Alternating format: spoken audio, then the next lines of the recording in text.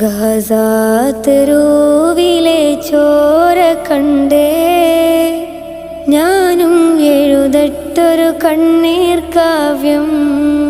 പിഞ്ചോമന മക്കളെ ചോരക്കായി ദാഹിച്ചലയുന്ന ചെന്നായ്ക്കൂട്ടം. മരിച്ചത് ഞാനല്ല, നീയാണ് മുസ്ലിമേ. ഫാസിസ തടവറയിൽ അടിമയായി നിൽപ്പോ നീ എന്ന് തീരും ഈ കണ്ണുനീരിൻ മോചനം നേടുകില്ലേ? ഫലസ്തീൻ ചിരിയെന്നത് കാണാക്കിനാവല്ല,